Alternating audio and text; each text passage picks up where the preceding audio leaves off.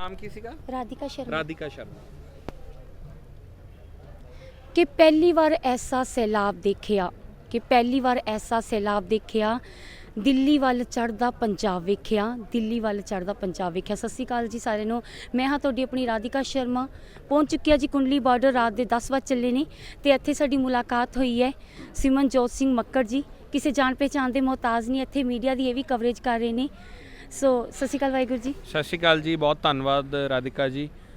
ਤੁਹਾਨੂੰ ਮਿਲ ਕੇ ਖੁਸ਼ੀ ਹੋਈ ਹੈ ਔਰ ਤੁਹਾਡੇ ਚੈਨਲ ਨੂੰ ਪਰਮਾਤਮਾ ਤਰੱਕੀਆਂ ਬਖਸ਼ੇ। Thank you so much sir, ਤੁਸੀਂ ਬਹੁਤ ਵਧੀਆ ਦੁਆਵਾਂ ਦਿੰਦੇ ਹੋ। ਸਰ ਕਿਵੇਂ ਦਾ ਲੱਗ ਰਿਹਾ ਇੱਥੇ ਗਰਾਊਂਡ ਜ਼ੀਰੋ ਤੋਂ ਰਿਪੋਰਟਿੰਗ ਕਰ ਰਹੇ ਹੋ ਹੈ ਨਾ, ਤੇ ਠੰਡ ਵੀ ਇੰਨੀ ਹੈ, ਤਾਂ ਕਦੋਂ ਤੋਂ ਤੁਸੀਂ ਇੱਥੇ ਰਿਪੋਰਟਿੰਗ ਕਰ ਰਹੇ ਹੋ? ਦੇਖੋ ਠੰਡ ਤਾਂ ਪੰਜਾਬ ਦੇ ਹਿੱਸੇ ਨਾ ਜਿਹੜਾ ਆਹ ਦਿਨ ਆਏ ਆ, ਮਹੀਨਾ ਆਇਆ, ਅਸੀਂ ਵੈਸੇ ਵੀ ਇਹਨਾਂ ਦਿਨਾਂ 'ਚ ਫਤਿਹਗੜ੍ਹ ਸਾਹਿਬ ਦੀ ਮੁਕੱਦਸ ਧਰਤੀ 'ਤੇ ਹੁੰਦੇ ਆ। ਸਰਸਾ ਨਦੀ ਦਾ ਉਹ ਵਿਛੋੜਾ ਯਾਦ ਆਉਂਦਾ ਜਦੋਂ ਗੁਰੂ ਸਾਹਿਬ ਆਨੰਦਪੁਰ ਸਾਹਿਬ ਦੇ ਕਿਲੇ ਤੋਂ ਨਿਕਲਣ ਤੋਂ ਬਾਅਦ ਛੋਟੇ ਸਾਹਿਬਜ਼ਾਦੇ, ਵੱਡੇ ਸਾਹਿਬਜ਼ਾਦੇ ਔਰ ਮਾਤਾ ਜੀ ਜਦੋਂ ਵਿਛੜਦੇ ਨੇ, ਤਾਂ ਉਹ ਸਾਰਾ ਉਸ ਅਸੀਂ ਅੰਦਰ ਲੈ ਕੇ ਆਪਦੇ ਚੀਜ਼ਾਂ ਤੁਰੇ ਹੋਏ ਆ। ਸਾਨੂੰ ਗੁੜਤੀ 'ਚੋਂ ਚੀਜ਼ਾਂ ਮਿਲੀਆਂ ਨੇ। ਤਾਂ ਇਹ ਠੰਡਾਂ ਪੰਜਾਬ ਦੇ ਲੋਕਾਂ ਵਾਸਤੇ ਜਾਂ ਹਰਿਆਣੇ ਦੇ ਲੋਕਾਂ ਵਾਸਤੇ ਇਹ ਕੋਈ ਨਵੀਆਂ ਨਹੀਂ ਗਈਆਂ, ਇਹ ਰਾਤਾਂ ਕੋਈ ਪੋਹ ਦੀਆਂ ਨਵੀਆਂ ਨਹੀਂ ਗਈਆਂ। ਤਾਂ ਅਸੀਂ ਉਹ ਲੋਕ ਸਿਰੜੀ ਲੋਕ ਆ ਜਿਹੜੇ ਆਪਦੇ ਟੀਚਿਆਂ ਨੂੰ ਸਰ ਕਰਨ ਵਾਸਤੇ ਕਿਸੇ ਵੀ ਹੱਦ ਤੱਕ ਜਾ ਸਕਦੇ ਹੁੰਦੇ ਆ, ਬਸ਼ਰਤੇ ਜੇ ਅਮਨ ਤੇ ਪਿਆਰ ਦੀ ਗੱਲ ਹੈ ਤਾਂ ਉਹਦੇ 'ਚ ਵੀ ਸਭ ਤੋਂ ਮੂਹਰੇ ਆ। ਤੇ ਜੇ ਕੋਈ ਦੂਜੇ ਪਾਸੋਂ ਵੀ ਟੱਕਰਨਾ ਚਾਹਵੇ ਤਾਂ ਪੰਜਾਬ ਨੇ ਹਮੇਸ਼ਾ ਦੱਸਿਆ ਸਿਆਚਿਨ ਗਲੇਸ਼ੀਅਰ ਦੇ ਉੱਤੇ ਸਭ ਤੋਂ ਵੱਧ ਪੰਜਾਬ ਦੇ ਜਿਹੜੇ ਸਾਡੇ ਨੌਜਵਾਨ ਨੇ ਫੌਜ ਦੇ ਵਿੱਚ, ਜਦੋਂ ਉਹ -40 ਡਿਗਰੀ ਦੇ ਵਿੱਚ ਜੇ ਅੜੇ ਹੈ, ਜਿੱਥੇ ਆਕਸੀਜਨ ਵੀ ਘਟ ਜਾਂਦੀ, ਤੇ ਇਹ ਕੋਈ ਵੱਡੀ ਗੱਲ ਨਹੀਂ। ਬਾਕੀ ਮਾਹੌਲ ਦੀ ਗੱਲ ਹੈ ਤਾਂ ਤੁਸੀਂ ਦੇਖਿਆ ਹੀ ਹੈ, ਤੁਸੀਂ ਆਪ ਹੁਣੇ ਗੱਲ ਕਰ ਰਹੇ ਸੀ ਕਿ ਕੈਸਾ ਮਾਹੌਲ ਹੈ।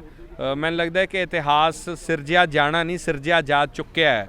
ਤਾਂ ਐਜੀਟੇਸ਼ਨਾਂ ਦੇ ਨਾਲ ਪੰਜਾਬ ਤੇ ਸਾਡੀਆਂ ਕੌਮਾਂ ਤੁਰਦੀਆਂ ਆਈਆਂ, ਇਹ ਸਾਡੀ ਰੂਹ ਦੀ ਖੁਰਾਕ ਹੈ। ਤਾਂ ਮੈਂ ਕਹਿੰਦਾ ਕਿ ਜੇ ਇਹ ਨਾ ਹੋਵੇ ਜਾਂ ਇਹ ਸਾਨੂੰ ਸਮੇਂ ਬਾਅਦ, ਕੁਝ ਦਹਾਕਿਆਂ ਬਾਅਦ ਇਹ ਦਿੱਕਤਾਂ ਨਾ ਮਿਲਣ, ਤਾਂ ਅਸੀਂ ਥੋੜ੍ਹੇ ਢਿੱਲੇ ਤੇ ਕਮਜ਼ੋਰ ਪੈ ਜਾਂਦੇ। ਤਾਂ ਸਾਨੂੰ ਤਕੜਾ ਕਰਨ ਵਾਸਤੇ, ਮੁੜ ਸੁਰਜੀਤ ਕਰਨ ਵਾਸਤੇ ਐਜੀਟੇਸ਼ਨ ਆਇਆ। ਇਹ ਤਾਂ ਜਿੱਤ ਕੇ ਵੀ ਜਾਣਗੇ ਪੰਜਾਬੀ ਜਾਂ ਕਿਸਾਨ, ਇਕੱਲੇ ਪੰਜਾਬੀ ਨਹੀਂ, ਸਾਰੇ ਸਮੂਹ ਕਿਸਾਨ, ਔਰ ਨਵੀਆਂ ਇਬਾਰਤਾਂ ਵੀ ਲਿਖੀਆਂ ਜਾਣਗੀਆਂ। ਸੋ ਦੱਸ ਦੇਣਾ ਚਾਹੁੰਦੀ ਹਾਂ ਜੀ, ਅੱਜ ਪੋਹ ਦੀ ਉਹ ਰਾਤ ਹੈ ਜਿਸ ਦਿਨ ਗੁਰੂ ਗੋਬਿੰਦ ਸਿੰਘ ਜੀ ਆਨੰਦਗੜ੍ਹ ਦੇ ਕਿਲੇ 'ਚੋਂ ਨਿਕਲ ਗਏ ਸੀ ਪੂਰੇ ਪਰਿਵਾਰ ਦੇ ਨਾਲ, ਤੇ ਉਸ ਤੋਂ ਬਾਅਦ ਉਹਨਾਂ ਦਾ ਪਰਿਵਾਰ ਕਦੇ ਵੀ ਇਕੱਠਾ ਨਹੀਂ ਹੋ ਸਕਿਆ। ਸੋ ਬਹੁਤ ਹੀ ਦਰਦਨਾਕ ਸਾਡਾ ਇਤਿਹਾਸ ਹੈ ਨਾ, ਤੇ ਲੱਗਦਾ ਇਤਿਹਾਸ ਫੇਰ ਦੁਹਰਾਇਆ ਜਾ ਰਿਹਾ। ਉਹੀ ਪੋਹ ਦੀਆਂ ਰਾਤਾਂ, ਉਹੀ ਕੋਰਾਸਰ ਚੱਲ ਰਹੇ ਨੇ ਗੁਰਾਂ ਦੇ ਸਿੱਖ ਇੱਥੇ ਹੈ ਨਾ, ਤੇ ਬਜ਼ੁਰਗ ਬੈਠੇ ਨੇ ਇੰਨੇ ਜ਼ਿਆਦਾ। ਸਰ ਮੈਂ ਇੱਕ ਹੋਰ ਗੱਲ ਨੋਟਿਸ ਕੀਤੀ ਹੈ, ਤੁਸੀਂ ਯੰਗਸਟਰਸ ਹੋ ਵੈਸੇ, ਮੈਂ ਇੱਕ ਗੱਲ ਨੋਟਿਸ ਕਰ ਰਹੀ ਹਾਂ ਇੱਥੇ, ਮੈਨੂੰ ਲੱਗਦਾ ਜਿਹੜੇ ਬਜ਼ੁਰਗ ਨੇ ਉਹ ਤਾਂ ਇੱਥੇ ਕੰਟੀਨਿਊ ਨੇ ਜਦੋਂ ਤਾਂ ਐਜੀਟੇਸ਼ਨ ਚੱਲ ਰਿਹਾ ਹੈ, ਪਰ ਜਿਹੜੇ ਬਾਕੀ ਯੰਗਸਟਰਸ ਨੇ ਜਾਂ ਹੋਰ ਹੈ ਸੈਲੀਬ੍ਰਿਟੀਜ਼ ਨੇ, ਉਹ ਫੇਮ ਪਾ ਕੇ ਇੰਸਟਾਗ੍ਰਾਮ 'ਤੇ ਫੋਟੋ ਪਾ ਕੇ ਉਹ ਚਲੇ ਜਾਂਦੇ ਨੇ, ਆਉਂਦੇ ਨੇ ਤੇ ਚਲੇ ਜਾਂਦੇ ਨੇ। ਤੇ ਜਿਹੜੇ ਇੱਥੇ ਹਮੇਸ਼ਾ ਬੈਠੇ ਨੇ, ਡੇ 1 ਤੋਂ ਬੈਠੇ ਨੇ ਕੰਟੀਨਿਊ, ਸਰ ਕਿਆ ਉਹਨਾਂ ਦਾ ਹੀ ਫਰਜ਼ ਹੈ ਇੱਥੇ ਐਜੀਟੇਸ਼ਨ ਨੂੰ ਕੰਪਲੀਟ ਕਰਨਾ? ਬਾਕੀਆਂ ਦਾ ਫਰਜ਼ ਨਹੀਂ? ਬਾਕੀ ਫੇਮ ਪਾ ਕੇ ਬਸ ਆ ਜਾ ਰਹੇ ਨੇ। What is this? ਦੇਖੋ ਮੈਂ ਸਮਝਦਾ ਕਿ ਸਾਨੂੰ ਪਹਿਲੀ ਗੱਲ ਤਾਂ ਐਜੀਟੇਸ਼ਨ ਨੂੰ ਲੈ ਕੇ ਬਹੁਤ ਪੋਜ਼ਿਟਿਵ ਹੋਣ ਦੀ ਲੋੜ ਹੈ। ਹਾਂਜੀ, ਤੁਹਾਡਾ ਸਵਾਲ ਵਾਜਬ ਹੈ, ਬਟ ਮੇਰਾ ਜਿਹੜਾ ਦੇਖਣ ਦਾ ਨਜ਼ਰੀਆ ਉਹ ਵੱਖਰਾ ਹੈ। ਮੈਂ ਸਮਝਦਾ ਜੇ ਕਿਸੇ ਨੇ ਤਿਨਕਾ ਭਰ ਵੀ ਇਸ ਐਜੀਟੇਸ਼ਨ ਦੇ ਵਿੱਚ ਆਪਦਾ ਯੋਗਦਾਨ ਪਾਇਆ, ਜੇ ਕੋਈ ਚਾਹੇ ਬਾਹਰ ਬੈਠਾ ਹੋਇਆ ਸਾਡਾ ਭਰਾ ਟਵੀਟ ਵੀ ਕਰ ਰਿਹਾ ਹੈ, ਜੇ ਕੋਈ ਇੰਸਟਾ 'ਤੇ ਫੋਟੋ ਵੀ ਪਾ ਰਿਹਾ ਹੈ, ਤਾਂ ਇਹ ਜਿਹੜੀ ਇਹ ਲੜਾਈ ਹੈ ਨਾ, ਇਹ ਇੱਕ ਐਂਡ ਤੋਂ ਨਹੀਂ, ਇਹ ਸਾਰੇ ਐਂਡਸ ਤੋਂ ਲੜੀ ਜਾਣ ਦੀ ਲੜਾਈ ਹੈ। ਜੇ ਕੇਂਦਰ ਦੇ ਵੱਲੋਂ ਕੰਗਣਾ ਰਣਾਵਤ ਜਾਂ ਪਾਇਲ ਰੌਤਗੀ ਖੜੀਆਂ ਕੀਤੀਆਂ ਗਈਆਂ ਤਾਂ ਉਹਨਾਂ ਦਾ ਟਵਿੱਟਰ ਤੇ ਫੇਸਬੁੱਕ ਤੇ ਜਵਾਬ ਦਿੱਤਾ ਗਿਆ। ਜੇ ਗਾਂ ਇੱਥੇ ਮੂਹਰੇ ਟਰੱਕ ਤੇ ਟਰਾਲੇ ਲਾ ਦਿੱਤੇ ਗਏ ਤਾਂ ਨੌਜਵਾਨਾਂ ਨੇ ਉਹ ਧੂ ਕੇ ਪਾਸੇ ਕਰਕੇ ਇੱਥੋਂ ਤਾਈਂ ਸਾਨੂੰ ਲਿਆ ਤਾ। ਜੇ ਬੁੱਧੀ ਤੇ ਵਿਵੇਕ ਦੀ ਲੋੜ ਸੀ ਤਾਂ ਸਾਡੇ ਬਾਬਿਆਂ ਨੇ ਸਾਨੂੰ ਦੱਸਿਆ ਕਿ ਪੁੱਤ ਇਉਂ ਨਹੀਂ ਤੇ ਇਉਂ ਕਰਨਾ ਹੈ। ਸਾਡੀਆਂ ਮਾਵਾਂ ਤੇ ਸਾਡੀਆਂ ਭੈਣਾਂ ਇੱਥੇ ਆ ਕੇ ਇਹ ਦੱਸ ਕੇ ਗਈਆਂ, ਪੂਰੀ ਦੁਨੀਆ ਨੂੰ ਸੁਨੇਹਾ ਦੇ ਕੇ ਗਈਆਂ ਵੀ ਇਹ ਹੋਰ ਕੋਈ ਐਜੀਟੇਸ਼ਨ ਨਹੀਂ, ਇਹ ਉਹ ਐਜੀਟੇਸ਼ਨ ਹੈ ਜਿੱਥੇ 6 ਸਾਲ ਦੀ ਬੱਚੀ ਤੋਂ ਲੈ ਕੇ 90 ਸਾਲ ਦੀ ਮਾਂ ਸਾਡੀ ਸੁਰੱਖਿਅਤ ਹੈ। ਇਹ ਮੈਸੇਜ ਜਾਂਦਾ ਹੈ ਨਾ। ਜਦੋਂ ਤੁਸੀਂ ਵੀ ਇੱਥੇ ਰਾਤ ਦੇ 11 ਵਜੇ 10:30 ਵਜੇ ਮੇਰੀ ਇੰਟਰਵਿਊ ਕਰ ਰਹੇ ਹੋ ਤਾਂ ਤੁਸੀਂ ਇਹ ਮੈਸੇਜ ਆਪਣੇ ਆਪ ਹੀ ਦੇ ਰਹੇ ਹੋ ਕਿ ਜੇ ਤੁਸੀਂ ਇੱਥੇ ਖੜੇ ਹੋ ਮਤਲਬ ਕਿ ਆਲਾ ਦੁਆਲਾ ਕਿੰਨਾ ਸੇਫ ਹੈ। ਤਾਂ ਹਰ ਬੰਦੇ ਦਾ ਯੋਗਦਾਨ ਹੈ, ਚਾਹੇ ਉਹ ਕੋਈ ਐਕਟਰ ਹੈ, ਚਾਹੇ ਗਾਇਕ ਹੈ, ਚਾਹੇ ਸਾਡੇ ਕਿਸਾਨ ਆਗੂ ਨੇ, ਚਾਹੇ ਨੌਜਵਾਨ ਨੇ, ਚਾਹੇ ਕੋਈ 1 ਮਿੰਟ ਵਾਸਤੇ ਵੀ ਆਇਆ ਪਰ ਉਹ ਆਪਦੀ ਹਾਜ਼ਰੀ ਲਵਾ ਕੇ ਗਿਆ। ਤਾਂ ਮੈਂ ਸਮਝਦਾ ਕਿ ਸਭ ਤੋਂ ਵੱਡੀ ਗੱਲ ਹੈ ਕਿ ਪੋਜ਼ਿਟਿਵ ਹੋਣ ਦੀ ਲੋੜ ਹੈ। ਜਦੋਂ ਲੜਾਈਆਂ ਲੜੀਆਂ ਜਾਂਦੀਆਂ ਨਾ, ਉਹ ਪੋਜ਼ਿਟਿਵਿਟੀ 'ਤੇ ਲੜੀਆਂ ਜਾਂਦੀਆਂ। ਤੁਸੀਂ ਇਹ ਸੋਚੋ ਕਿ ਜੇ 40 ਸਿੰਘ ਚਮਕੌਰ ਦੀ ਗੜੀ ਦੇ ਵਿੱਚ ਜਦੋਂ ਲੜੇ ਤਾਂ ਕਿੰਨਾ ਵੱਡਾ ਕਨਸੀਵ ਕੀਤਾ ਹੋਣਾ ਗੁਰੂ ਸਾਹਿਬ ਨੇ। ਥਾਟ ਦੇਖੋ ਕਿੱਥੇ ਗਿਆ। ਇੱਕ ਸੈਕਿੰਡ ਵੀ ਉਹਨਾਂ ਦੇ ਜ਼ਿਹਨ 'ਚ ਆਇਆ ਨਹੀਂਗਾ ਵੀ ਨਹੀਂ ਇਹਨਾਂ ਨਾਲ ਲੜਿਆ ਨਹੀਂ ਜਾ ਸਕਦਾ, ਤਾਂ ਉਹਨਾਂ ਨੇ ਕਨਸੀਵ ਕੀਤਾ ਹੈ ਨਾ, ਬਿਲੀਵ ਹੋਇਆ ਉਹਨਾਂ ਨੂੰ ਆਪਣੇ ਆਪ ਤੇ ਵੀ ਨਹੀਂ ਇਹ ਲੜਨਗੇ ਜਾ ਕੇ, ਤੇ ਉਹ 5-5 ਕਰਕੇ ਗਏ ਤੇ ਐਸੀ ਯੁੱਧ ਹੋਇਆ, ਐਸੀ ਜੰਗ ਹੋਈ ਕਿ ਦੁਨੀਆ ਉਹਦੀ ਮਿਸਾਲਾਂ ਅੱਜ ਦੁਨੀਆ ਦਿੰਦੀ ਹੈ। ਜੇ ਸਾਰਾਗੜ੍ਹੀ 'ਚ 21 ਸਿੰਘਾਂ ਨੇ ਅਫਗਾਨ ਦੀਆਂ ਲੱਖਾਂ ਫੌਜਾਂ ਨੂੰ ਜਾ ਕੇ ਇੱਟ ਦਾ ਜਵਾਬ ਪੱਥਰ ਨਾਲ ਦਿੱਤਾ, ਤਾਂ ਇਹ ਕਨਸੀਵ ਕਰਨ ਦੀ ਗੱਲ ਹੈ। ਸੋ ਨੈਗੇਟਿਵਿਟੀ ਮੈਨੂੰ ਲੱਗਦਾ ਕਿ ਨਹੀਂ ਲਿਆਉਣੀ ਚਾਹੀਦੀ ਸਾਨੂੰ। ਹਰ ਉਸ ਨੌਜਵਾਨ ਦਾ, ਬਜ਼ੁਰਗ ਦਾ, ਬੱਚੇ ਦਾ, ਦਿੱਲੀ ਦੀ ਸੰਗਤ ਆ ਰਹੀ ਹੈ, ਦਿੱਲੀ ਤੋਂ ਕਿੰਨੀਆਂ ਭੈਣਾਂ ਰੋਜ਼ ਆਉਂਦੀਆਂ ਵਾਪਸ ਜਾਂਦੀਆਂ, ਕੱਲਾ ਬੰਦਾ, ਕੋਈ ਡਰਾਈਵਰ ਆ ਰਿਹਾ ਜਿਹੜਾ ਟੈਕਸੀ 'ਚ ਕਿਸੇ ਨੂੰ ਛੱਡ ਕੇ ਵੀ ਜਾ ਰਿਹਾ ਵਾਪਸ ਜਾ ਰਿਹਾ, ਉਹਦਾ ਵੀ ਧੰਨਵਾਦ, ਉਹਨੇ ਜਵਾਬ ਨਹੀਂ ਦਿੱਤਾ। ਜੇ ਕੋਈ ਪਿੱਛੋਂ ਬਾਲਣ ਲੈ ਕੇ ਟਰਾਲੀਆਂ ਤੇ ਮੁੰਡੇ ਅੱਜ ਮੈਂ ਦੇਖੇ ਚੱਲੇ ਹੋਏ ਆ ਛੋਟੇ, ਉਹਨਾਂ ਦਾ ਵੀ ਧੰਨਵਾਦ ਹੈ। 13 ਸਾਲ ਦਾ ਬੱਚਾ ਰਾਜਪੁਰੇ ਤੋਂ ਕਿਸੇ ਨਾਲ ਐਕਟਿਵਾ ਤੇ ਬਹਿ ਕੇ ਕੱਲਾ ਇੱਥੋਂ ਤੱਕ ਪਿਓ ਨਾਲ ਲੜ ਕੇ ਆ ਗਿਆ, ਉਹਦਾ ਵੀ ਧੰਨਵਾਦ ਹੈ। ਤੁਹਾਡਾ ਤੇ ਤੁਹਾਡੇ ਜਿਹੜੇ ਨਾਲ ਸਾਥੀ ਨੇ, ਜੇ ਕੋਈ ਕੈਮਰਾ ਚਲਾ ਰਿਹਾ, ਟਰਾਈਪੋਡ ਚੱਕ ਰਿਹਾ, ਕੋਈ ਪਿੱਛੇ ਤਾਰਾਂ ਚੱਕ ਰਿਹਾ ਤੇ ਉਹ ਲਪੇਟ ਰਿਹਾ, ਸਿਰਫ ਇੰਨਾ ਕੰਮ ਹੈ, ਉਹਦਾ ਵੀ ਧੰਨਵਾਦ ਹੈ। ਸੋ ਸਾਨੂੰ ਉਸ ਅਸੀਂ ਕਿਹੜੇ ਜਜ਼ਬੇ ਦੇ ਹਾਂ? ਅਸੀਂ ਗੁਰੂ ਸਾਹਿਬ ਦੇ ਉਸ ਫਲਸਫੇ ਤੇ ਜੀਣ ਵਾਲੇ ਹਾਂ ਜੋ ਇਹ ਦੱਸਦੇ ਸੀਗੇ ਕਿ ਜੇ ਮਾਤਾ ਜੀ ਦਿੱਲੀ ਵੱਲ ਨੂੰ ਆ ਗਏ, ਮਾਤਾ ਗੁਜਰ ਕੌਰ ਤੇ ਛੋਟੇ ਸਾਹਿਬਜ਼ਾਦਿਆਂ ਨੂੰ ਉੱਥੇ ਠੰਡੇ ਬੁਰਜ ਤੇ ਉਹਨਾਂ ਨੇ ਕੈਦ ਕਰ ਲਿਆ ਸੀਗਾ, ਵੱਡੇ ਸਾਹਿਬਜ਼ਾਦੇ ਸ਼ਹੀਦ ਹੋ ਗਏ ਸੀ, ਉਹਨਾਂ ਨੇ ਫਿਰ ਵੀ ਚੜ੍ਹਦੀ ਕਲਾ ਦੀ ਗੱਲ ਹੀ ਕੀਤੀ ਹੈ। ਤਾਂ ਉਸ ਫਲਸਫੇ ਨੂੰ ਲੈ ਕੇ ਚੱਲਣ ਵਾਲੇ ਹਾਂ। ਔਰ ਦੂਜੀ ਗੱਲ ਇਹ ਕਿ ਕੱਲਾ ਪੰਜਾਬ ਨਹੀਂ ਹੈ, ਅਸੀਂ ਛੋਟਾ ਨਾ ਕਰੀਏ ਇਸ ਲੜਾਈ ਨੂੰ। ਕੱਲਾ ਸਿੱਖ ਨਹੀਂ ਹੈ ਤੇ ਪੰਜਾਬ ਨਹੀਂ ਹੈ, ਇਹ ਸਮੁੱਚਤਾ ਦੀ ਲੜਾਈ ਹੈ, ਕਿਸਾਨੀ ਦੀ ਲੜਾਈ ਹੈ, ਕੱਲੇ ਭਾਰਤੀ ਦੀ ਲੜਾਈ ਹੈ। ਉਹ ਕਿਸੇ ਵੀ ਜ਼ਾਤ, ਮਜ਼ਹਬ, ਕੌਮ ਜਾਂ ਕਿਸੇ ਵੀ ਖਿੱਤੇ ਦੇ ਨਾਲ ਸੰਬੰਧ ਰੱਖਦਾ ਹੋ ਸਕਦਾ। ਸਰ ਜਿਵੇਂ ਕਿ ਇੰਨਾ ਕੋਰਾ ਪੈ ਰਿਹਾ ਏ, ਅਸੀਂ ਵੀ 3 ਵਜੇ ਆਏ ਸੀ ਸਵੇਰੇ, 10-20 ਤੋਂ ਜ਼ਿਆਦਾ ਸਪੀਡ 'ਚ ਗੱਡੀ ਨਹੀਂ ਚੱਲ ਰਹੀ ਸੀ, ਡਰ ਲੱਗ ਰਿਹਾ ਸੀ ਵੀ ਕੋਰੇ 'ਚ ਤੁਹਾਨੂੰ ਪਤਾ ਕਿੰਨੇ ਐਕਸੀਡੈਂਟਸ ਹੁੰਦੇ ਨੇ, ਕਿੰਨੀਆਂ ਮਾਵਾਂ ਦੇ ਪੁੱਤ ਮਰ ਗਏ, ਕੋਈ 22 ਸਾਲ ਦਾ, ਕਿਸੇ ਦੇ ਵਿਆਹ ਨੂੰ 40 ਦਿਨ ਹੋਏ ਸੀ ਹਲੇ, ਉਹ ਕੀਰਨੇ ਕੰਨਾਂ ਵਿੱਚ ਗੂੰਜਦੇ ਨੇ। ਕਈ ਬਾਪੂ ਜੀ ਅੱਜ ਸਾਨੂੰ ਬਾਈਟ ਦਿੰਦੇ ਉਹਦੀਆਂ ਅੱਖਾਂ ਵਿੱਚ ਹੰਝੂ ਸੀ। ਸੋ ਕਿਧਰੇ ਕਿਤੇ ਇਹ ਮਤਲਬ ਕਿਸਾਨ ਕਮਜ਼ੋਰ ਤਾਂ ਨਹੀਂ ਪੈ ਰਹੇ ਇੰਨੀਆਂ ਮਤਲਬ ਸ਼ਹੀਦੀਆਂ ਦੇਖ ਕੇ? ਸ਼ਹਾਦਤ ਨਾ ਕਦੇ ਕਮਜ਼ੋਰ ਨਹੀਂ ਕਰਦੀ ਸਾਨੂੰ, ਪਰ ਸਾਨੂੰ ਦੁੱਖ ਬਹੁਤ ਹੈ। ਅੱਜ ਵੀ ਇੱਕ ਨੌਜਵਾਨ ਦੀ ਮੌਤ ਹੋਈ ਹੈ। ਇਹ ਮੌਤਾਂ ਉਸ ਤਖਤ ਨੂੰ ਇਹ ਦੱਸ ਰਹੀਆਂ ਕਿ ਕੱਲਾ ਕਿੱਲ ਤੁਹਾਡਾ ਪੱਟਿਆ ਜਾ ਰਿਹਾ ਹੈ। ਔਰ ਸਾਨੂੰ ਇਹ ਸਾਰੇ ਪੰਜਾਬੀਆਂ ਨੂੰ ਮੈਂ ਇਹ ਹੱਥ ਜੋੜ ਕੇ ਬੇਨਤੀ ਕਰਦਾ ਕਿ ਯਾਰ ਦੋਸਤੋ, ਆਓ ਜਿਹੜਾ ਕੱਲਾ ਬੰਦਾ ਇਸ ਸੰਘਰਸ਼ 'ਚ ਸ਼ਹੀਦ ਹੋ ਰਿਹਾ, ਉਹਨਾਂ ਦੇ ਪਰਿਵਾਰਾਂ ਦੇ ਨਾਲ ਖੜੀਏ। ਬੜੇ ਅਫਸੋਸ ਦੀ ਗੱਲ ਹੈ, ਹਾਲਾਂਕਿ ਅੱਜ ਬਾਅਦ 'ਚ ਅਨਾਊਂਸ ਹੋਇਆ ਇੱਕ ਵੀਰ ਦੀ ਮੌਤ ਹੋਈ ਹੈ ਔਰ ਉਹਦੇ ਪਰਿਵਾਰ ਨੂੰ ਕਰਜ਼ਾ ਲੈ ਕੇ ਸੰਸਕਾਰ ਕਰਨਾ ਪਿਆ 60,000 ਰੁਪਏ ਦਾ, ਅੰਮ੍ਰਿਤਸਰ ਤਰਨਤਾਰਨ ਦੇ ਨੇੜੇ ਕਿਸੇ ਬੱਲਾ ਪਿੰਡ ਦਾ ਉਹ। ਤਾਂ ਇਹ ਚੀਜ਼ਾਂ ਸਾਨੂੰ ਦੁੱਖ ਦਿੰਦੀਆਂ। ਪਰ ਅੱਜ ਬਹੁਤ ਸਾਰੀਆਂ ਜਥੇਬੰਦੀਆਂ ਅੱਗੇ ਆਈਆਂ, ਉਹਨਾਂ ਨੇ ਕਿਹਾ ਸਾਨੂੰ ਪਤਾ ਨਹੀਂ ਸੀਗਾ, ਕਮੀ ਨਹੀਂ ਰਹਿਣ ਦੇਵਾਂਗੇ ਕਿਸੇ ਗੱਲ ਦੀ। ਜੋ ਮੌਤਾਂ ਹੋ ਰਹੀਆਂ, ਜੋ ਸ਼ਹਾਦਤਾਂ ਹੋ ਰਹੀਆਂ, ਉਹਦਾ ਦੁੱਖ ਬਹੁਤ ਹੈ, ਪਰ ਸਾਨੂੰ ਉਹਨਾਂ ਯੋਧਿਆਂ ਨੂੰ ਸਲਾਮ ਕਰਨਾ ਚਾਹੀਦਾ ਹੈ। ਉਹ ਆਪਣੀਆਂ ਸ਼ਹਾਦਤਾਂ ਤੇ ਆਉਣ ਵਾਲਾ ਜਿਹੜਾ ਸਾਡਾ ਭਵਿੱਖ ਹੈ ਉਹ ਸਿਰਜ ਕੇ ਜਾ ਰਹੇ ਆ, ਪਰ ਇਹ ਨਹੀਂ ਹੋਣੀਆਂ ਚਾਹੀਦੀਆਂ। ਇਹ ਸ਼ਰਮ ਆਉਣੀ ਚਾਹੀਦੀ ਹੈ ਸਰਕਾਰਾਂ ਨੂੰ ਕਿ ਰੋਜ਼ ਇੱਕ ਬੰਦਾ ਇੱਥੇ ਮਰ ਰਿਹਾ ਹੋਵੇ। ਔਰ ਉਹ ਅੱਜ ਵੀ ਇਹ ਕਹਿੰਦੀਆਂ ਫਿਰਦੀਆਂ ਹੁਣ ਵੀ ਬਿਲਸ ਚੰਗੇ ਨੇ। ਉਹ ਅੱਜ ਪ੍ਰਧਾਨ ਮੰਤਰੀ ਸਾਹਿਬ ਗੁਰਦੁਆਰੇ ਮੱਥਾ ਟੇਕ ਕੇ ਆਉਂਦੇ ਆ, ਕਿੰਨੇ ਵਾਰੀ ਇਸ ਤੋਂ ਪਹਿਲਾਂ ਗਏ ਆ ਇਹ 10 ਦਿਨ, ਤੇ ਫਿਰ ਅਸੀਂ ਕਿਉਂ ਨਾ ਐਸੋਸੀਏਟ ਕਰੀਏ ਕਿ ਤੁਸੀਂ ਸਿਆਸਤ ਕਰਨ ਦੀ ਕੋਸ਼ਿਸ਼ ਕਰ ਰਹੇ ਹੋ। ਕਿੰਨੇ ਵਾਰੀ ਬਿਨਾਂ ਸਿਕਿਉਰਿਟੀ ਤੋਂ ਬਾਹਰ ਨਿਕਲ ਕੇ ਗਏ ਆ। ਸਿੱਖਾਂ ਦੇ ਨਾਂ ਤੇ ਪੈਂਫਲੇਟ ਬਣਾਏ ਜਾ ਰਹੇ ਆ ਸਰਕਾਰ ਵੱਲੋਂ ਕਿ ਅਸੀਂ ਕਰਤਾਰਪੁਰ ਸਾਹਿਬ ਦਾ ਕੋਰੀਡੋਰ ਖੋਲ੍ਹਤਾ। ਕੋਈ ਆਸਾਨ ਥੋੜ੍ਹੀ ਕੀਤਾ ਤੁਸੀਂ। ਅਸੀਂ ਦੇਸ਼ ਦੇ ਬਸ਼ਿੰਦੇ ਹਾਂ ਇੱਥੋਂ ਦੇ, ਅਸੀਂ ਉਨਾ ਹੀ ਹੱਕ ਰੱਖਦੇ ਹਾਂ, ਅਸੀਂ ਨਾਗਰਿਕ ਹਾਂ, ਸੰਵਿਧਾਨ ਸਾਡਾ ਉਨਾ ਹੀ ਹੈ ਜਿੰਨਾ ਬਾਕੀ ਕਿਸੇ ਹੋਰ ਦਾ ਹੈ। ਤਾਂ ਕੋਈ ਆਸਾਨ ਥੋੜ੍ਹੀ ਕਰ ਰਹੇ ਹੋ ਜੇ ਸਾਡੇ ਤੇ ਤੁਸੀਂ ਕੁਝ ਚੀਜ਼ਾਂ ਕਰਕੇ ਦੇ ਰਹੇ ਹੋ। ਤਾਂ ਸਾਨੂੰ ਇਹ ਮਹਿਸੂਸ ਕਿਉਂ ਕਰਾਇਆ ਜਾਂਦਾ ਹੈ ਜੇ ਤੁਸੀਂ ਕਦੇ ਕਿਸੇ ਹੋਰ ਕੌਮ ਵਾਸਤੇ ਜਾਂ ਕਿਸੇ ਹੋਰ ਸੂਬੇ ਵਾਸਤੇ ਕੋਈ ਪੈਂਫਲੇਟ ਬਣਾ ਕੇ ਵੰਡਿਆ ਵੀ ਤੁਹਾਡੇ ਵਾਸਤੇ ਅਸੀਂ ਆਹ ਕੀਤਾ। ਅਸੀਂ ਵੱਖਰੇ ਥੋੜ੍ਹੀ ਹਾਂ ਜਿਹੜਾ ਤੁਸੀਂ ਸਾਨੂੰ ਇਹ ਮਹਿਸੂਸ ਕਰਾਉਂਦੇ ਹੋ ਵੀ ਆਹ ਤੁਹਾਡੇ ਵਾਸਤੇ ਬਣਾ ਕੇ ਦੇ ਰਹੇ ਹਾਂ, ਤੁਸੀਂ ਵੱਖਰੇ ਹੋ। ਸੋ ਇਹ ਚੀਜ਼ਾਂ ਨੂੰ ਨੋਟ ਕਰਨਾ ਚਾਹੀਦਾ ਲੋਕਾਂ ਨੂੰ। ਮੈਂ ਕਹਿੰਦਾ ਕੱਲਾ ਪੰਜਾਬ ਨਾ ਨੋਟ ਕਰੇ, ਕੱਲਾ ਦੇਸ਼ ਵਾਸੀ ਨੋਟ ਕਰੇ। ਡੈਮੋਕ੍ਰੇਸੀ ਹੈ, ਬੀਜੇਪੀ, ਅਕਾਲੀ ਦਲ, ਕਾਂਗਰਸ ਕੋਈ ਵੀ ਹੋਵੇ, ਮੈਂ ਉਸ 'ਤੇ ਨਹੀਂ ਪੈਣਾ ਚਾਹੁੰਦਾ, ਮੈਂ ਪੱਤਰਕਾਰ ਹਾਂ। ਪਰ ਘੱਟੋ ਘੱਟ ਜਦੋਂ ਲੋਕਤੰਤਰ 'ਚ ਇਹੋ ਜਿਹੀਆਂ ਚੀਜ਼ਾਂ ਹੁੰਦੀਆਂ ਤੇ ਜੇ ਕੋਈ ਪੱਤਰਕਾਰ ਵੀ ਇਸ ਬਾਰੇ ਨਹੀਂ ਬੋਲੂਗਾ, ਨਹੀਂ ਲਿਖੂਗਾ, ਉਹ ਕਹਿੰਦੇ ਨਾ ਕਿ ਵਿਕਿਆ ਹੋਇਆ ਪੱਤਰਕਾਰ ਡਰੇ ਹੋਏ ਨਾਗਰਿਕ ਪੈਦਾ ਕਰਦਾ ਹੈ। ਤੇ ਡਰੇ ਹੋਏ ਨਾਗਰਿਕ ਪੰਜਾਬ ਤਾਂ ਨਹੀਂ ਪੈਦਾ ਹੋਣ ਦੇਊਗਾ। ਇਹ ਮੈਨੂੰ ਲੱਗਦਾ ਜੇ ਕੋਈ ਵਿਕ ਜੂਗਾ ਤਾਂ ਪੰਜਾਬ ਉਹਨੂੰ ਬਰਦਾਸ਼ਤ ਨਹੀਂ ਕਰੂਗਾ। ਤੁਸੀਂ ਗੱਲ ਕੀਤੀ ਹੈ ਕਿ ਪ੍ਰਧਾਨ ਮੰਤਰੀ ਜੀ ਅੱਜ ਗੁਰਦੁਆਰਾ ਸਾਹਿਬ ਗਏ ਸੀ, ਸ਼ਾਇਦ ਪਹਿਲਾਂ ਜ਼ਿੰਦਗੀ 'ਚ ਕਦੇ ਨਹੀਂ ਗਏ ਹੋਣੇ ਉਹ, ਹੈ ਨਾ, ਕਿਉਂਕਿ ਲੋਕ ਕਹਿੰਦੇ ਨੇ RSS ਦੇ ਤੇ ਉਹ ਹਿੰਦੂ ਇਜ਼ਮ ਨਾਲ ਹੈ ਨਾ ਰਿਲੇਟਡ ਨੇ, ਤਾਂ ਸਿੱਖਾਂ ਨੇ ਮਤਲਬ ਸਾਡੇ ਜਾਂ ਕਿਸਾਨਾਂ ਨੇ ਰੱਖ ਲਓ ਇਸ ਗੱਲ ਨੂੰ ਬੜਾ ਪੋਜ਼ਿਟਿਵਿਟੀ ਨਾਲ ਲਿਆ ਏ ਕਿ ਸ਼ਾਇਦ ਬਾਬੇ ਨਾਨਕ ਨੇ ਸਮੱਤ ਬਖਸ਼ੀ ਹੈ ਤਾਂ ਦਰਬਾਰ ਉਹਨਾਂ ਨੂੰ ਬਾਬੇ ਦੇ ਦਰਬਾਰ ਤੇ ਮੱਥਾ ਟੇਕਣ ਦਾ ਨਸੀਬ ਹੋਇਆ। ਸ਼ਾਇਦ ਹੁਣ ਉਹ ਇਹ ਜਿੱਤ ਹਾਸਿਲ ਦਾ ਸਾਡਾ ਇੱਕ ਸ਼ਾਇਦ ਦਿਖ ਰਿਹਾ ਕਿ ਜਿੱਤ ਹਾਸਿਲ ਹੋਵੇਗੀ ਕਿ ਉਹ ਬਾਬਾ ਜੀ ਦੇ ਦਰਬਾਰ ਤੇ ਮੱਥਾ ਟੇਕਣ ਜਾ ਰਹੇ ਨੇ। ਦੇਖੋ ਗੱਲ ਹਿੰਦੂ ਸਿੱਖ ਦੀ ਨਹੀਂ ਹੈ ਇਹਦੇ 'ਚ। ਗੁਰੂ ਰਾਮਦਾਸ ਪਾਤਸ਼ਾਹ ਨੇ 4 ਦੀਵਾਰ ਖੁੱਲ੍ਹੇ ਛੱਡੇ ਨੇ। ਹਿੰਦੂ ਸਿੱਖ ਮੁਸਲਮਾਨ ਕੋਈ ਵੀ ਧਰਮ ਜਾਤ ਪਾਤ ਹੋਵੇ ਉਹ ਆਉਂਦਾ ਸੀਸ ਨਵਾਉਂਦਾ। ਗੁਰੂ ਘਰ ਦੇ ਵਿੱਚ ਗੁਰੂ ਗ੍ਰੰਥ ਸਾਹਿਬ ਮਹਾਰਾਜ ਸਮੁੱਚੀ ਦੁਨੀਆ ਦੇ ਨੇ ਹੈ ਨਾ। ਉਹ ਪ੍ਰਕਾਸ਼ ਉਹ ਚਾਨਣ ਸੀਮਤ ਨਹੀਂ ਹੈ, ਨਾ ਮੇਰੇ ਤੱਕ ਨਾ ਤੁਹਾਡੇ ਤੱਕ ਨਾ ਕਿਸੇ ਹੋਰ ਤੱਕ। ਗੱਲ ਇਹ ਨਹੀਂ ਹੈ ਉਹ ਜਾਣ ਜੀ ਸਦਕੇ ਰੋਜ਼ ਮੱਥਾ ਟੇਕਣ, ਚਾਹੇ ਮਹਾਰਾਜ ਦਾ ਪ੍ਰਕਾਸ਼ ਜੇ ਕੈਨੇਡਾ ਦੀ ਸੰਸਦ 'ਚ ਹੁੰਦਾ ਇੱਥੇ ਵੀ ਕਰਾ ਲਿਆ ਕਰਨ, ਅਸੀਂ ਚਾਹੁੰਦੇ ਹਾਂ ਕਿ ਵਿਸਾਖੀ ਤੇ। ਪਰ ਗੱਲ ਇਹ ਨਹੀਂ ਹੈ, ਗੱਲ ਮਨਸ਼ਾ ਤੇ ਸਵਾਲ ਕੀਤਾ ਜਾ ਰਿਹਾ ਹੈ, ਟਾਈਮਿੰਗ ਤੇ ਸਵਾਲ ਕੀਤਾ ਜਾ ਰਿਹਾ ਹੈ ਕਿ ਇਸ ਤੋਂ ਪਹਿਲਾਂ ਬਹੁਤ ਵੱਡੇ ਬਹੁਤ ਮੁਕੱਦਸ ਦਿਨ ਹੋਰ ਆਉਂਦੇ ਹੈ। ਉਦੋਂ ਅਸੀਂ ਕਦੇ ਨਹੀਂ ਦੇਖਿਆ ਕਿ ਇਸ ਤਰ੍ਹਾਂ ਹੋਇਆ ਹੋਵੇ। ਗੁਰੂ ਨਾਨਕ ਪਾਤਸ਼ਾਹ ਦਾ ਗੁਰਪੁਰਬ ਹੁਣੇ ਪਿੱਛੇ ਜੇ ਥੋੜੇ ਦਿਨ ਹੀ ਹੋਏ ਆ, ਉਦੋਂ ਕਿਉਂ ਨਹੀਂ ਅਸੀਂ ਦੇਖਿਆ ਕਿ ਉਹ ਆਲ ਆਫ ਅ ਸਡਨ ਚਲੇ ਜਾਂਦੇ ਔਰ ਉੱਥੇ ਜਾ ਕੇ ਮੱਥਾ ਟੇਕ ਲੈਂਦੇ। ਗੱਲ ਇਹ ਨਹੀਂ ਹੁੰਦੀ, ਗੱਲ ਟਾਈਮਿੰਗ ਦੀ ਹੈ ਕਿ ਇੱਕ ਪਾਸੇ ਤੁਸੀਂ ਫੋਰਸ ਕਰ ਰਹੇ ਹੋ, ਕਿਸਾਨਾਂ ਨੂੰ ਕਹਿ ਰਹੇ ਹੋ ਕਿ ਬਿਲਸ ਬਹੁਤ ਵਧੀਆ ਨੇ, ਤੁਸੀਂ ਪੈਂਫਲੇਟਸ ਦੇ ਰਹੇ ਹੋ। ਐਗਰੀਕਲਚਰ ਮਿਨਿਸਟਰ ਇੱਕ ਚਿੱਠੀ ਜਿਹੜੀ ਆ ਉਹ ਜਾਰੀ ਕਰਦੇ ਆ, ਚਿੱਠੀ ਦੇ ਵਿੱਚ ਖੁੱਲ੍ਹੀ ਖੱਤ ਕਿ ਮੈਂ ਵੀ ਕਿਸਾਨ ਦਾ ਪੁੱਤ ਹਾਂ, ਇਹ ਚੰਗੇ ਨੇ।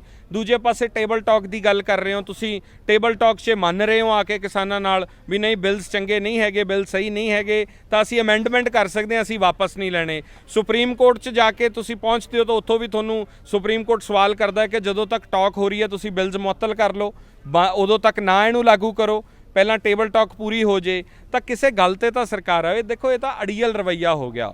ਇਹ ਤਾਂ ਇਹ ਹੋ ਗਿਆ ਵੀ ਨਹੀਂ ਅਸੀਂ ਆਪਦੀ ਹਿੰਡ ਪਕਾਉਣੀ, ਅਸੀਂ ਇੱਥੇ ਖੜੇ ਹਾਂ। ਤੁਸੀਂ ਕੀ ਪ੍ਰੂਵ ਕਰ ਰਹੇ ਹੋ? ਆ ਜਿਹੜੇ ਇੰਨੇ ਲੋਕ ਸਾਹਮਣੇ ਖੜੇ ਆ ਕੈਮਰਾ ਘੁਮਾ ਕੇ, ਇਹਨਾਂ 'ਚ ਕੋਈ ਤੁਹਾਨੂੰ ਵੱਖਵਾਦੀ ਅੱਤਵਾਦੀ ਕੋਈ ਕੁਛ ਦੱਸਦਾ? ਕੋਈ ਇੱਕ ਬੰਦਾ ਦਾ ਚਿਹਰਾ ਤੁਸੀਂ ਮੈਨੂੰ ਦੱਸੋ। ਹਰੇਕ ਕਿਸਾਨ ਦਾ ਪੁੱਤ ਹੋਊਗਾ ਇੱਥੇ, ਜੇ ਨਹੀਂ ਕਿਸਾਨ ਦਾ ਹੋਊਗਾ ਤਾਂ ਕਿਸਾਨੀ ਨਾਲ ਸੰਬੰਧ ਘੱਟੋ ਘੱਟ ਰੱਖਦਾ ਹੋਊਗਾ। ਤਾਂ ਜਦੋਂ ਇਹੋ ਜਿਹਾ ਵਰਤਾਰਾ ਇੱਕ ਨੈਰੇਟਿਵ ਸੈੱਟ ਕਰ ਦਿਓ ਕਿ ਉੱਥੇ ਟੁਕੜੇ ਟੁਕੜੇ ਗੈਂਗ, ਇਹ ਕਿਹੜੀ ਗੈਂਗ ਹੁੰਦੀ? ਟੁਕੜੇ ਟੁਕੜੇ ਗੈਂਗ ਕਿਹੜੀ ਹੁੰਦੀ? ਮੈਨੂੰ ਤਾਂ ਅੱਜ ਤੱਕ ਨਹੀਂ ਪਤਾ ਲੱਗਿਆ ਇੰਨੇ ਸਾਲਾਂ 'ਚ। ਜਦੋਂ ਹਰ ਮੁਲਕ ਦੇ ਵਿੱਚ ਹਰ ਬੰਦੇ ਨੂੰ ਆਪਦੀ ਗੱਲ ਰੱਖਣ ਦਾ ਹੱਕ ਹੈ, ਤੁਹਾਨੂੰ ਵੀ ਮੈਨੂੰ ਵੀ। ਔਰ ਜੇ ਮੈਂ ਤੁਹਾਡੇ ਓਪੀਨੀਅਨ ਨਾਲ ਸਹਿਮਤ ਨਹੀਂ ਆ ਤਾਂ ਇਹਦਾ ਮਤਲਬ ਇਹ ਨਹੀਂ ਕਿ ਮੈਂ ਤੁਹਾਨੂੰ ਕਹਿ ਦਾਂ ਕਿ ਜਾਓ ਪਾਕਿਸਤਾਨ ਚਲੇ ਜਾਓ, ਜਾਂ ਮੈਂ ਤੁਹਾਨੂੰ ਕਹਿ ਦਾਂ ਤੁਸੀਂ ਤਾਂ ਦੇਸ਼ ਨੂੰ ਤੋੜਨ ਦੀ ਗੱਲ ਕਰਦੇ ਹੋ। ਟੁੱਟਣਾ ਕਿਹੜਾ ਹੁੰਦਾ? ਦੇਸ਼ ਕਿਵੇਂ ਟੁੱਟ ਜਾਊਗਾ? ਦੇਸ਼ ਇੱਕ ਐਕਸਪਲੇਨ ਕਰਨ ਜਿਹੜੇ ਨੈਸ਼ਨਲ ਮੀਡੀਆ 'ਚ ਬੈਠੇ ਐਂਕਰ ਨੇ, ਜਿਹੜੇ ਸਾਰਾ ਦਿਨ ਇਹ ਰੌਲਾ ਪਾਈ ਜਾਂਦੇ, ਇੱਕੋ ਜਿਹੜੇ ਬਾਲੀਵੁੱਡ ਵਾਲੇ ਵੀ, ਦੇਸ਼ ਟੁੱਟ ਰਿਹਾ ਹੈ। ਕਿਵੇਂ ਟੁੱਟੂਗਾ ਦੇਸ਼? ਦੇਸ਼ ਤਾਂ ਜੁੜ ਰਿਹਾ ਹੈ। ਤੁਹਾਨੂੰ ਇੱਥੇ ਆ ਕੇ ਮੈਨੂੰ ਦੱਸੋ ਦੇਸ਼ ਟੁੱਟਦਾ ਦਿਸਿਆ ਕਿ ਜੁੜਦਾ ਦਿਸਿਆ? ਮੈਨੂੰ ਤਾਂ ਤੁਸੀਂ ਮਾਫ ਕਰ ਮੇਰੀ ਭੈਣ, ਹਿੰਦੂ ਪਰਿਵਾਰ ਤੋਂ ਬਿਲੋਂਗ ਕਰਦੇ ਹੋ, ਮੈਂ ਇੱਕ ਸਿੱਖ ਪਰਿਵਾਰ ਤੋਂ ਬਿਲੋਂਗ ਕਰਦਾ। ਇੱਥੇ ਮੁਸਲਮਾਨ ਵੀ ਦਿਸ ਜਾਣਗੇ, ਇੱਥੇ ਜੈਨੀ ਵੀ ਦਿਸ ਜਾਣਗੇ ਤੁਹਾਨੂੰ। ਤਾਂ ਇਹ ਦੇਸ਼ ਟੁੱਟਿਆ ਕਿ ਜੁੜਿਆ? ਮੈਨੂੰ ਇਹ ਦੱਸੋ। ਹਾਂਜੀ ਜੁੜਿਆ ਜੀ।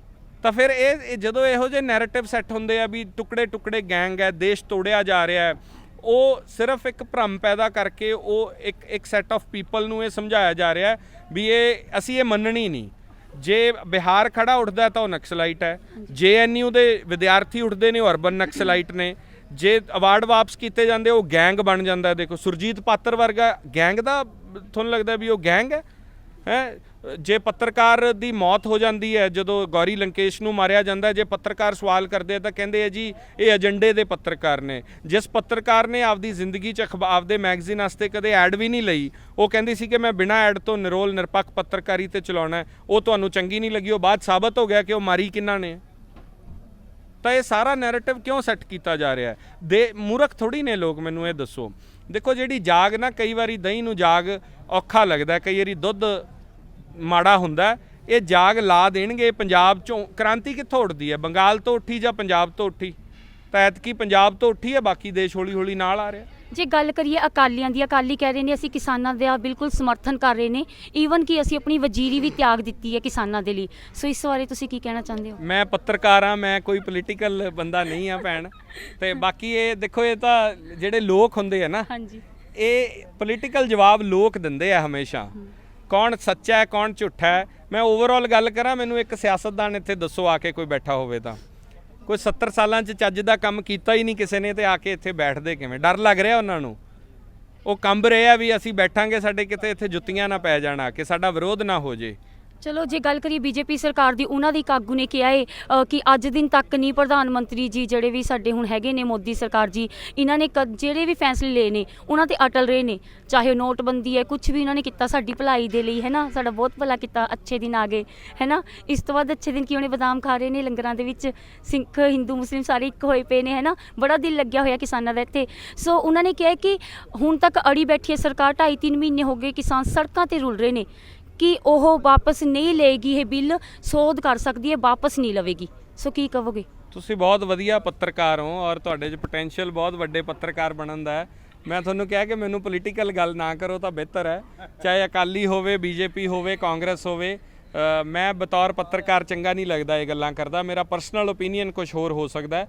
ਪਰ ਹਾਂ, ਜਿਹੜੀ ਗੱਲ ਇਹ ਹੈ ਕਿ ਜਦੋਂ ਕਿਸਾਨ ਕਹਿ ਰਹੇ ਕਿ ਸੋਧ ਸਾਨੂੰ ਮਨਜ਼ੂਰ ਹੀ ਨਹੀਂ ਹੈ, ਹਾਂਜੀ, ਹੁਣ ਮੈਂ ਤੁਹਾਨੂੰ ਸ਼ਗਨ ਪਾਵਾਂ, ਤੁਸੀਂ ਕਹੋ ਮੈਂ ਨਹੀਂ ਲੈਣਾ, ਹਾਂਜੀ, ਮੈਂ ਧੱਕਾ ਹੀ ਕਰੀ ਜਾਵਾਂ ਤੁਹਾਡੇ ਨਾਲ ਵੀ ਨਹੀਂ ਸ਼ਗਨ ਲੈ ਕੇ ਹੀ ਜਾਓ, ਇਹ ਉਹ ਗੱਲ ਹੈ। ਤਾਂ ਜਥੇਬੰਦੀਆਂ ਕਲੀਅਰ ਨੇ ਕਿ ਅਸੀਂ ਸੋਧ ਨਹੀਂ ਕਰਾਉਣੀ, ਸਾਡਾ ਯੈਸ ਔਰ ਨੋ, ਉਹਨਾਂ ਦੇ ਅੱਜ ਵੀ ਮੈਂ ਗੱਲ ਕਰ ਰਿਹਾ ਸੀ, ਉਹਨਾਂ ਨੇ ਕਿਹਾ ਯੈਸ ਜਾਂ ਨੋ, ਇਸ ਤੋਂ ਘੱਟ ਵੱਧ ਕੁਝ ਨਹੀਂ ਹੈ। ਤਾਂ ਇਹ ਗੱਲ ਤਾਂ ਮੈਨੂੰ ਲੱਗਦਾ ਜੇ ਤੁਸੀਂ 3 ਸਾਲ ਦੇ ਜਵਾਕ ਨੂੰ ਵੀ ਸਮਝਾ ਦਿਓਗੇ ਉਹ ਵੀ ਸਮਝ ਜੂਗਾ। ਸਰਕਾਰਾਂ ਕਿਉਂ ਨਹੀਂ ਸਮਝ ਰਹੀਆਂ ਇਹ ਸਾਨੂੰ ਕਲੀਅਰ ਹੈ, ਸਾਨੂੰ ਕੋਈ ਇਹ ਵੀ ਗੱਲ ਐਕਸਪਲੇਨ ਕਰਨ ਦੀ ਲੋੜ ਨਹੀਂ। ਸੋ ਬਹੁਤ ਵਧੀਆ ਹੋ ਤੁਸੀਂ, ਇੱਕ ਵਾਰ ਕੈਮਰਾ ਘੁਮਾ ਕੇ ਦਿਖਾ ਦਿਓ। ਫਿਰ ਰਾਤ ਦੇ 10:30 11 ਵੱਜ ਚੁੱਕੇ ਨੇ ਤੇ ਸਿਮਰਨਜੋਤ ਸਿੰਘ ਮੱਕੜ ਜੀ ਦੇ ਕਿੰਨੇ ਫੈਨਸ ਨੇ ਤੇ ਮੇਰੀ ਗੁੱਡ ਲੱਕ ਹੈ। ਮੈਂ ਤੁਹਾਨੂੰ ਦੱਸਦਾ, ਪੱਤਰਕਾਰ ਦੇ ਕੋਈ ਫੈਨ ਨਹੀਂ ਹੋਣੇ ਚਾਹੀਦੇ।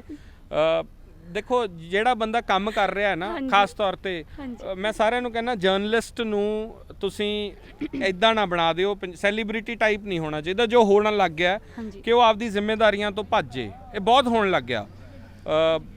ਜਦੋਂ ਤੱਕ ਉਹ ਗਰਾਊਂਡਡ ਰਹੂਗਾ, ਜਦੋਂ ਤੱਕ ਉਹ ਮਹਿਸੂਸ ਕਰਦਾ ਰਹੂਗਾ ਕਿ ਮੇਰੇ ਕ੍ਰਿਟਿਕ ਨੇ, ਗਲਤ ਕੰਮ ਕਰੋਗੇ ਤਾਂ ਅੱਗੋਂ ਤੁਹਾਨੂੰ ਜਵਾਬ ਮਿਲਣਾ ਚਾਹੀਦਾ। ਇਹ ਨਹੀਂ ਹੋਣਾ ਚਾਹੀਦਾ ਕਿ ਜੋ ਜਿਸਨੇ ਕਹਿਤਾ ਉਹਦੀ ਐਕਸੈਪਟੇਬਿਲਟੀ ਆ ਜੇ। ਆਗੂਆਂ 'ਚ ਇਹੀ ਹੁੰਦਾ ਰਿਹਾ ਨਾ ਹੁਣ ਤੱਕ, ਸਿਆਸਤਦਾਨਾਂ ਨੇ ਜੋ ਕਹਿਣਾ ਸ਼ੁਰੂ ਕੀਤਾ ਲੋਕ ਉਹ ਫੋਲੋ ਕਰਦੇ ਗਏ, ਤਾਂ ਸਾਰਾ ਢਾਂਚਾ ਵਿਗੜ ਗਿਆ। ਸਭ ਤੋਂ ਪੋਜ਼ਿਟਿਵ ਗੱਲ ਇਹ ਹੈ ਕਿ ਜੇ ਚੰਗਾ ਕੰਮ ਕਰੋਗੇ ਲੋਕ ਪਿਆਰ ਵੀ ਦੇਣਗੇ। ਇਸ ਸੰਘਰਸ਼ ਨਹੀਂ ਦੱਸਿਆ, ਦੱਸਿਆ ਨਾ, ਪਰ ਜੇ ਤੁਸੀਂ ਚੰਗਾ ਨਹੀਂ ਕਰੋਗੇ ਤਾਂ ਜਿਹੜਾ ਨੈਸ਼ਨਲ ਮੀਡੀਆ ਨੈਰੇਟਿਵ ਸੈੱਟ ਕਰਦਾ ਸੀ ਇਸ ਸੰਘਰਸ਼ 'ਚ, ਦੱਸੋ ਨੈਰੇਟਿਵ ਬਣਾ ਸਕਿਆ? ਉਹ ਬਿਲਕੁਲ ਨਹੀਂ ਬਣਾ ਸਕਿਆ। ਤਾਂ ਇਹਨਾਂ ਲੋਕਾਂ ਨੇ ਦਿਖਾਤਾ ਕਿ ਜੇ ਚੰਗਾ ਕਰੋਗੇ ਤਾਂ ਸਤਿਕਾਰ ਮਿਲੂਗਾ, ਨਹੀਂ ਕਰੋਗੇ ਤਾਂ ਜਵਾਬ ਵੀ ਮਿਲੂਗਾ। ਸੋ ਇਹ ਸਾਰੇ ਦੇਖੋ, ਤੁਸੀਂ ਜਿਹੜੇ ਬਜ਼ੁਰਗ ਨੇ, ਭਰਾ ਨੇ ਸਾਰੇ, ਉਹ ਤੁਹਾਨੂੰ ਸੇਧ ਦਿੰਦੇ ਆ, ਚੰਗਾ ਕੰਮ ਕਰਨ ਲਈ ਪ੍ਰੇਰਿਤ ਕਰਦੇ ਆ। ਔਰ ਤੁਹਾਨੂੰ ਵੀ ਮੁਬਾਰਕਬਾਦ ਕਿ ਤੁਸੀਂ ਇੱਥੇ ਆਏ ਹੋ। ਹਰ ਇੱਕ ਉਸ ਦਾ ਯੋਗਦਾਨ ਹੈ ਬੰਦੇ ਦਾ। ਮੈਂ ਇਹ ਵੀ ਕਹਿੰਦਾ ਹੁੰਦਾ ਕੋਈ ਛੋਟਾ ਤੇ ਵੱਡਾ ਨਹੀਂ ਹੁੰਦਾ, ਚਾਹੇ ਉਹ ਮੀਡੀਆ ਹੋਵੇ ਚਾਹੇ ਕੋਈ ਹੋਰ ਹੋਵੇ, ਸਭ ਦਾ ਇਕੁਅਲ ਕੰਟਰੀਬਿਊਸ਼ਨ ਹੈ। ਕੱਲੇ ਬੰਦੇ ਦੀ ਆਵਾਜ਼ ਜਿਹੜੀ ਪਹੁੰਚ ਰਹੀ ਹੈ ਵਿਦੇਸ਼ਾਂ ਤੱਕ ਹੋਵੇ, ਸਰਕਾਰਾਂ ਤੱਕ ਹੋਵੇ। ਕਿੰਨੀ ਅੱਜ ਜਿਹੜਾ ਕਿਸਾਨ ਮੋਰਚੇ ਦਾ ਪੇਜ ਬਣਾਇਆ ਸੀ ਉਹ ਅਨਪਬਲਿਸ਼ ਹੋਇਆ ਹੈ ਨਾ, ਇਹ ਸ਼ਾਇਦ ਉਹ ਹਾਲੇ ਘੋਖ ਕਰ ਰਹੀਆਂ ਜਥੇਬੰਦੀਆਂ ਵੀ ਕਿਤੇ ਉਹ ਸਰਕਾਰ ਨੇ ਤਾਂ ਨਹੀਂ ਕਰਾਤਾ। ਕਿੰਨਾ ਡਰ ਤੇ ਖੌਫ ਹੋ ਗਿਆ ਨਾ। ਤੁਸੀਂ ਦੇਖੋ ਅੰਗਰੇਜ਼ ਵੀ, ਇੱਕ ਗੱਲ ਬਹੁਤ ਸੋਹਣੀ ਅਜਮੇਰ ਸਿੰਘ ਜੀ ਨੇ ਕਹੀ ਸੀ ਕਿ ਮੈਂ ਇੰਟਰਵਿਊ ਕੀਤਾ ਸਿੱਖ ਵਿਦਵਾਨ ਨੇ, ਉਹਨਾਂ ਨੇ ਕਿਹਾ ਕਿ ਜਿਹੜੇ 18ਵੀਂ ਤੇ 19ਵੀਂ ਸਦੀ ਦਾ ਸ਼ਾਸਕ ਸੀ ਨਾ, ਉਹਦੇ 'ਚ ਦਰਿੰਦਗੀ ਸੀ ਬਹੁਤ ਜ਼ਿਆਦਾ, ਪਰ ਉਹ ਸਾਹਮਣੇ ਲਿਆ ਕੇ ਮਾਰਦਾ ਸੀ। ਬਾਬਾ ਬੰਦਾ ਸਿੰਘ ਬਹਾਦਰ ਨੂੰ ਜਦੋਂ ਸ਼ਹੀਦ ਕੀਤਾ ਗਿਆ ਨਾ, ਸ਼ਰੇਆਮ ਉਹਨਾਂ ਨੇ ਚੌਂਕ 'ਚ ਲਿਆ ਕੇ ਸ਼ਹਾਦਤ ਦਿੱਤੀ ਸੀ। ਬਾਬਾ ਜੀ ਦੇ ਛੋਟੇ ਬੱਚੇ ਨੂੰ ਜਦੋਂ ਉਹਨਾਂ ਨੇ ਮਾਰਿਆ ਤਾਂ ਸ਼ਰੇਆਮ ਕਹਿ ਕੇ ਮਾਰਿਆ ਵੀ ਅਸੀਂ ਮਾਰ ਰਹੇ ਹਾਂ।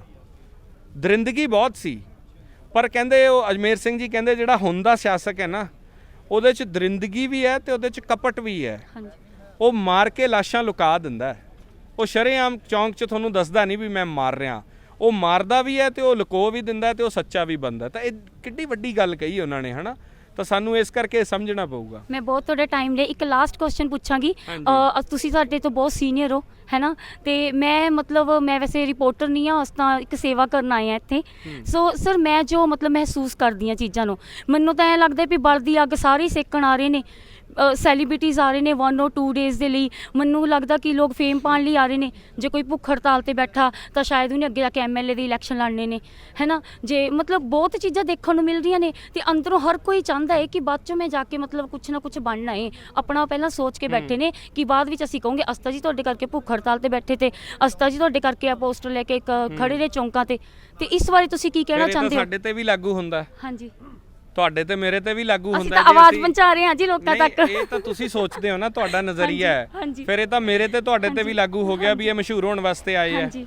ਇਸ ਤਰ੍ਹਾਂ ਨਹੀਂ ਹੈ। ਮੈਂ ਦੇਖੋ ਤੁਹਾਡਾ ਆਪਣਾ ਓਪੀਨੀਅਨ ਹੈ, ਮੇਰਾ ਓਪੀਨੀਅਨ ਇਹ ਹੈ ਕਿ ਸਾਨੂੰ ਜੇ ਅਸੀਂ ਨੈਗੇਟਿਵਿਟੀ ਕੱਢਣੀ ਹੈ ਨਾ ਸੰਘਰਸ਼ ਚੋਂ, ਬਹੁਤ ਨੈਗੇਟਿਵਿਟੀ ਨਿਕਲ ਹਰ ਜੂਗੀ। ਚੀਜ਼ 'ਚ ਹੈ ਜੀ, ਨੈਗੇਟਿਵਿਟੀ ਪੋਜ਼ਿਟਿਵਿਟੀ ਹਰ ਚੀਜ਼ 'ਚ ਪਹਿਲਾਂ ਹੈ। ਵੀ ਕਹਿ ਕੇ ਪੋਜ਼ਿਟਿਵ ਹੋ ਜਾਓ। ਹਾਂਜੀ। ਜੇ ਕੋਈ ਇੱਕ ਦਿਨ ਵਾਸਤੇ ਵੀ ਆਇਆ ਤਾਂ ਉਹਦਾ ਬਹੁਤ ਧੰਨਵਾਦ ਹੈ, ਉਹਨੂੰ ਸਲਾਮ ਹੈ। ਅੱਧੇ ਮਿੰਟ ਵਾਸਤੇ ਵੀ ਗੇੜਾ ਲਾ ਗਿਆ, ਉਹਨੂੰ ਕਿਹਾ ਬਹੁਤ ਧੰਨਵਾਦ ਹੈ, ਤੂੰ ਬਾਕੀ ਕੰਮ ਵੀ ਕਰ ਲੈ, ਤੇਰੀ ਅੱਧੇ ਮਿੰਟ ਦੀ ਹਾਜ਼ਰੀ ਕਬੂਲ ਹੈ। ਪਰ ਮੈਨੂੰ ਇਹ ਦੱਸੋ, 1 ਸੈਕਿੰਡ ਵੀ ਤੁਹਾਨੂੰ ਰਸ਼ ਘਟਦਾ ਦਿਸਿਆ ਕਿਤੇ? ਮੈਂ ਇੰਨੇ ਦਿਨ, ਮੈਂ 25 ਤਰੀਕ ਦਾ ਇੱਥੇ ਆ, ਮੈਨੂੰ ਤਾਂ ਲੱਗਦਾ ਵਧੀ ਹੈ ਸੰਗਤ, ਘਟੀ ਨਹੀਂ। ਪਹਿਲਾਂ ਇੱਥੇ ਅਸੀਂ ਟਰਾਲੀ ਲਾਉਂਦੇ ਸੀ ਰਾਤ ਨੂੰ, ਉਹ ਟਰਾਲੀਆਂ ਲੈ ਜਾਂਦੇ ਸੀਗੇ। ਉਦੋਂ ਬਾਅਦ ਆ ਟੈਂਟ ਵੱਡਾ ਆ ਗਿਆ, ਫਿਰ ਹੋਰ ਵੱਡਾ ਹੋ ਗਿਆ, ਹੁਣ ਇਹ ਵਾਟਰਪ੍ਰੂਫ ਹੋ ਗਿਆ, ਫਿਰ ਆ ਬੈਰੀਗੇਟ ਲੱਗ ਗਏ। ਮੈਨੂੰ ਲੱਗਦਾ ਹੋਰ ਦਿਨਾਂ ਤਾਈਂ ਬੁਲਾ ਕੇ ਮਿਸਤਰੀ ਤੇ ਇੱਥੇ ਨੀਆਂ ਆਪਾਂ ਪੱਟ ਕੇ, ਮੈਨੂੰ ਲੱਗਦਾ ਪਲਾਟ ਹੌਲੀ ਹੌਲੀ ਦੇ ਦੇਾਂਗੇ ਸਾਰਿਆਂ ਨੂੰ। ਤਾਂ ਪੋਜ਼ਿਟਿਵਿਟੀ ਹੈ ਨਾ ਇਹ। ਓਕੇ, ਤੁਸੀਂ ਨੈਗੇਟਿਵ ਨਾ ਹੋ, ਚਾਹੇ ਉਹ ਕੋਈ ਗਾਇਕ ਹੈ, ਚਾਹੇ ਜੇ ਤੁਹਾਨੂੰ ਕੋਈ ਲੱਗਦਾ ਕੋਈ ਕੱਲ ਨੂੰ ਸਿਆਸਤ ਚ ਆਊਗਾ, ਯਾਰ ਸਿਆਸਤ ਵੀ ਤਾਂ ਬਦਲਣੀ ਹੈ ਨਾ। ਚੰਗੇ ਲੋਕ ਲੱਭਾਂਗੇ। ਸਿਆਸਤ ਮਾੜੀ ਚੀਜ਼ ਨਹੀਂ ਹੈ, ਸਿਆਸਤ ਮਾੜੀ ਕਰ ਦਿੱਤੀ ਗਈ। ਅਸੀਂ ਉਹਨਾਂ ਨੂੰ ਥੋੜੀ ਰੱਖਾਂਗੇ ਜਿਹੜੇ ਹੈਗੇ ਆ ਪਹਿਲਾਂ। ਤਾਂ ਨਵੇਂ ਮੁੰਡੇ ਇਹਨਾਂ ਚੋਂ ਹੀ ਹੋ ਸਕਦਾ, ਜਿਹੜੇ ਆ ਲੋਕ ਖੜੇ ਨੇ ਇਹਨਾਂ ਚੋਂ ਕੋਈ ਅੱਗੇ ਆਊਗਾ ਤੇ ਅਸੀਂ ਇਹਨੂੰ ਮੂਹਰੇ ਲਾਵਾਂਗੇ ਵੀ ਆ ਯਾਰ ਤੂੰ ਸਾਡਾ ਲੀਡਰ ਬਣ, ਤੂੰ ਸਾਡੇ ਲਈ ਕੰਮ ਕਰ। ਲੱਭਣੇ ਤਾਂ ਵਿੱਚੋਂ, ਕੱਢਣੇ ਤਾਂ ਇੱਥੋਂ ਹੀ ਪੈਣਗੇ ਨਾ। ਸੋ ਜੇ ਕੋਈ ਭੁੱਖ ਹੜਤਾਲ ਕਰ ਰਿਹਾ ਜਾਂ ਕੋਈ ਇੱਕ ਦਿਨ ਵਾਸਤੇ ਵੀ ਆਇਆ ਤਾਂ ਉਹਦਾ ਵੀ ਧੰਨਵਾਦ ਹੈ, ਪੋਜ਼ਿਟਿਵ ਰਹੋ ਤੁਸੀਂ। ਓਕੇ, ਸੋ ਇੱਕ ਲਾਸਟ ਗੱਲ ਕਹਿ ਦਿਓ, ਕਿਸਾਨਾਂ ਦੇ ਹੌਸਲੇ ਵਧਾਉਣ ਵਾਸਤੇ ਇੱਕ ਗੱਲ ਕਹਿ ਦਿਓ ਬਸ, ਕਿਸਾਨਾਂ ਦਾ ਹੌਸਲਾ ਵਧਾਉਣ ਵਾਸਤੇ ਇੱਕ ਗੱਲ ਕਹਿ ਦਿਓ। ਹਾਂਜੀ, ਕੋਈ ਵੀ ਗੱਲ ਕਹਿ ਦਿਓ ਜਿਹਨਾਂ ਕਿਸਾਨਾਂ ਦਾ ਹੌਸਲਾ ਵੱਧ ਜਾਵੇ। ਨਹੀਂ, ਮੈਂ ਕਹਿੰਦਾ ਕਿ ਪੋਹ ਦੇ ਉਹ ਦਿਨ ਨੇ, ਹੌਸਲਾ ਤਾਂ ਦਸਮ ਪਿਤਾ ਤੋਂ ਮਿਲਦਾ ਹੈ ਔਰ ਮੈਨੂੰ ਲੱਗਦਾ ਉਹਨਾਂ ਨੇ ਵੀ ਜਾਣਾ ਹੈ। ਸੋ ਬਹੁਤ ਧੰਨਵਾਦ ਸਾਰਿਆਂ ਦਾ ਜੀ। Thank you so much. Thank you sir. Clapping ਕਰ ਦਿਓ ਪਲੀਜ਼।